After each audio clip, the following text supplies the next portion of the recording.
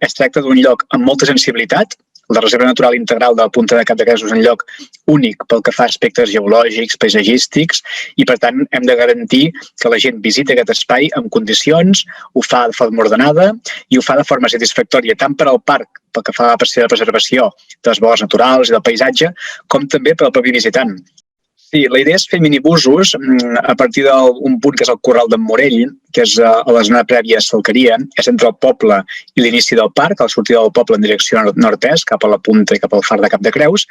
Allà hi hauria un aparcament gros on els vehicles podien estacionar-hi i a partir d'aquest punt estarien obligats a anar a punta o a peu o en bicicleta, que en aquest cas sempre estarà obert i sempre s'hi podrà anar i a més no té cost, o llavors sí, deixar el vehicle i agafar un minibús o una llançadora. En principi estem estudiant que siguin minibusos, que puguin tenir un trànsit continu entre la punta i aquest punt on la gent deixa els cotxes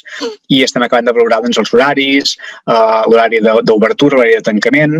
el preu i altres detalls. No? Tot això ho estem mirant ara, amb la idea doncs, que es pugui fer aquest estiu, però també sent conscients que és una mesura que es comença ara, potser inicialment ens esperem uns resultats i s'ha de modificar algun tema d'horaris, algun tema de distribució, etc. No?